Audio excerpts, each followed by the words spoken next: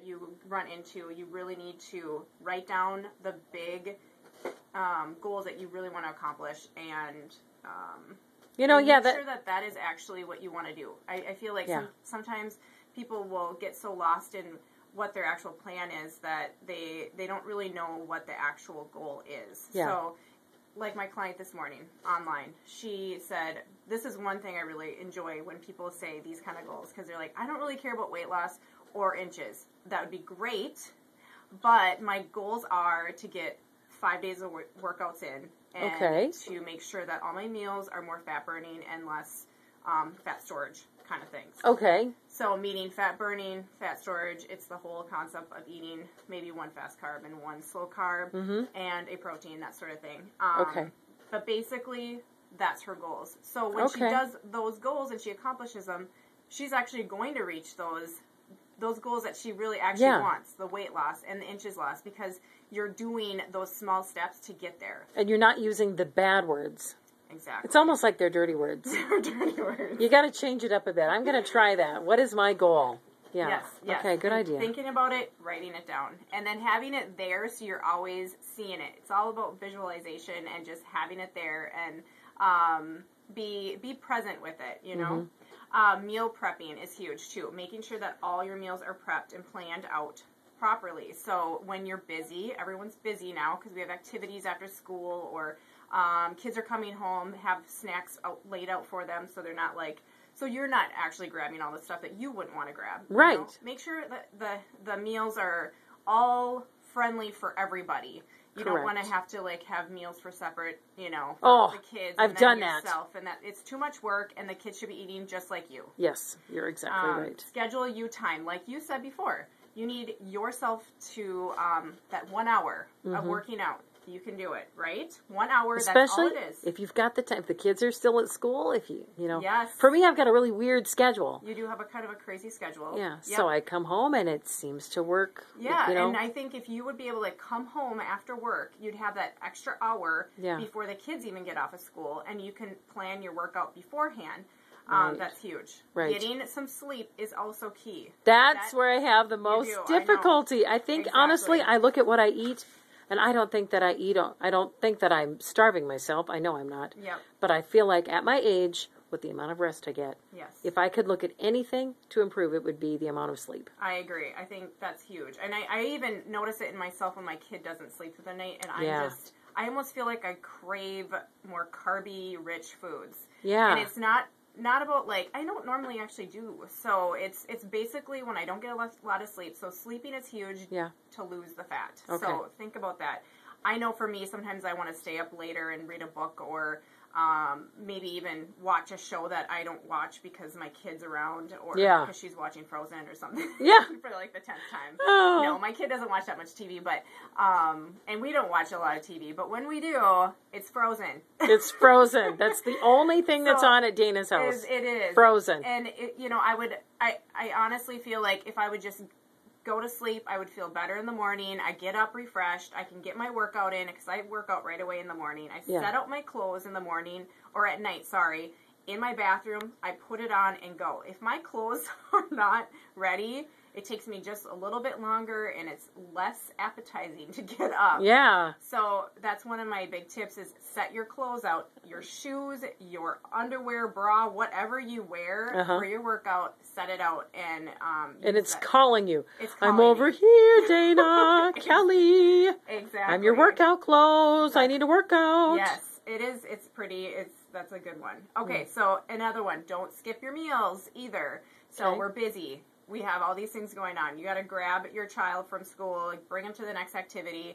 Make sure that you have everything planned out. Like I said before, meal prepping is huge. Don't skip your meals. So make sure that you're always going to pick out something that you can bring with you in the car, or bring kids, your kids stuff. Grab water. If it's hot outside, don't leave your water in the car. Make sure you have it with you, but don't have it in the car, because that's not good either. Yeah, I heard that. Yes. It's terrible for you. It's terrible for you. If your water's in there and it's hot, do not drink it. Exactly. Just throw it away. Just throw it away. Throw it away. dump it out and then put in the recycling bin. Right. Actually. Yes, that's exactly. Good point. Okay, so another one is accountability. So making sure that you are aware of your fitness and dietary habits and keep track of them. Like I was telling Kelly here, make sure you're journaling, writing down your stuff in a little notepad. You don't need something fancy. You don't need a phone app if you don't have it, because it will bring more awareness of what you're putting in your mouth.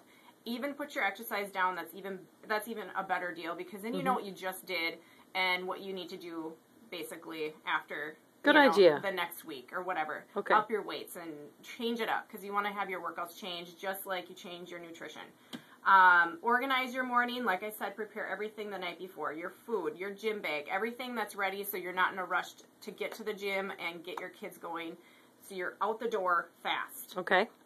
Eat earlier. So make sure that make your biggest meal your breakfast. Make sure that breakfast meal is your biggest meal, because you're able to burn it off throughout the day. Still make it where you're not stuffed yourself, like pancakes and eggs and all kinds of other stuff. I don't know what people eat for a big breakfast meal, but just make sure that it's still a good meal, but it's a quality meal that will keep your body going right away in the morning.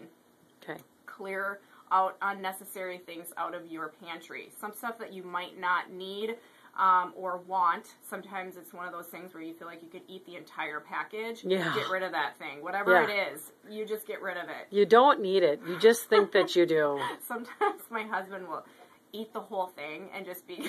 Oh, yeah. Because he thinks if it's not in the house tomorrow, he'll be fine. Oh, that's so funny. Not a good idea. That's one example you don't want to do. Oh, I'm in denial. I'll say, I'll just eat one of those cookies. And then it's like 8. And then you're like, well, if I just finish off the package. No. I won't have it tomorrow. Yeah, I don't do that often. But every now and then I fall off the wagon. So if you think that way, throw away the bag get rid of them. right away. Or give it to somebody who really wants it. Exactly.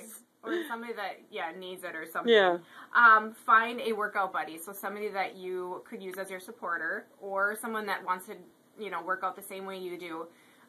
Even prepping meals is kind of fun. If you have a friend that wants to prep meals, and you could have it like more of a night, like a fun night, girls' night or something like that, and you all make your meals together, and then you could share different meals and then package them up and go that way. That's a good idea. Yeah. And then also, have a buddy to work out with, so they can encourage you as you're working out and that sort of thing. And then also pick a goal like a goal date. Like, let's just say you want to get in shape for a wedding or some sort, or set individual... I've got my date. I've got October 20th. Is that your birthday? That is my ex's birthday. Oh, ex's birthday. Perfect. You know what? I didn't even set that, but it ended up being that was the date that I'm supposed to lose my weight by for my plan, and I thought that was funny and appropriate. It's appropriate. Yeah. Sure. I like it. Okay. Stay psyched for that goal, too. Make yourself get all, like, crazy happy and totally on track by making things just... fun. Okay. Everything should be fun. You shouldn't have this whole, like, ugh, I gotta work out. I have those days, too. I'm not gonna lie. But the more I do that, the more the workout actually is worse than any other workout, because I make it just like that. It really is all in our mind. It's what we make of it. We could be going, I get to work out, instead of I've got to work out. Exactly. It's all about the wording, for sure. Give up the booze if you can. That makes you bloated. Mm-hmm. And then it just kind of maybe will make you make not so great choices. Right. Eating the carby foods after you drink and that sort of thing. So, and it is, it kind of brings down your willpower. Yeah. And increases the calories throughout the day. So, some things that you can do to actually stay motivated is X your calendar out. So get a calendar that you can X out. It'll show you how many times you worked out that week. And you're like, oh my gosh, it feels good when you can check something off, like on a list. Right. And then also create a ritual. So something where you can, it can get more ingrained and more habitual when you can actually, like for me, I get up in the morning every morning and work out. If I don't, it really throws my whole day off, and it just makes everything just weird. Okay. So I like to keep my ritual of working out every morning. I have this, after that, then I have my coffee, and then I have my breakfast right afterwards. So it's basically the same. And if it throws off a little bit, I actually will throw off my whole day, and it just seems weird. So keeping yourself on a schedule, just like any other like your kids. Every kid needs a schedule too. You're right. Measure your fitness. So like your inches, make sure that you're doing that on I would say more of like a 2-week or a month. Measure your inches around your waist, your arm, your neck, your chest, and then your hips. I usually go right at, like when you get your inches, I always go right at the wrists. So right here. Mm-hmm. And then also right before, I always kind of go right here on the thigh, so you make sure right before that gets a little bit bigger on your thigh. All right. And then your calves, which they can change up or down depending on if you're bloated or not. So that one's a weird one. Make sure you're doing this for the right reasons too. Stress relief. That's one thing you should think about when you're actually doing all these goals. Mm-hmm. That's the big one. Like, I feel like some people are, it's not all about weight loss and inches lost. Yeah. You really have to focus on the big stuff, like your health. Like, if you have diabetes or if you have high blood pressure or something like that, the workouts are supposed to help you minimize all of that as well, and your stress. So if you have anxiety, if you have stress or something like that, this actually helps you more than anything else. And your self-esteem goes skyrocketed. So all these things are really good for you. And when you start doing this, start small. So if you're not used to working out, work out for 10 to 15 minutes, increase every single week, but don't get down on yourself if you don't get like 5 workouts and you're not used to working out. Yeah. I mean, that's okay. Just start small, and then you can always build up to create that habit. I was going to say, I had a friend tell me that yesterday, that, you know what? Courage is not always just a big roar, pretty much. It's getting up every day, and even if you made a mistake the day before, you get up and you do it again. Exactly. And you keep doing it. And like you said earlier, too, how many days does it take to create a good habit? It's about 21 days. 21 days. Yeah. So focus on 21 days of trying to get, and you know what? Eventually you may just start going, I feel so good. Oxygen, rich blood, because I'm walking or I'm running or I'm just, even if you're just laying there doing sit-ups. Oh my gosh. I mean, anything to move your body. You think about our grandparents, they used to work out in the farms and they were physical. Now we've got video games and we watch TV and we sit at desks in front of a computer all day. Our body is meant to move. That's we have joints for a reason. Right. So, yes, I really think we're supposed to use them. That's our thing. We need to use the joints that we're born with. So, last tip is to make sure you make yourself a priority. Even if it's hard, keep pushing through it and go to the gym, even if you don't want to. Right. It will soon become a habit, and you'll feel better than you ever have before. All right. Sounds good. What have you been up to? Exercise? I just came out with a DVD series, so the Determinate Express. I'm really excited. People can learn about it by going to your website, DaynaDetersFitness.com. Yep, in my store. Okay. There's a little bit of a description on each one.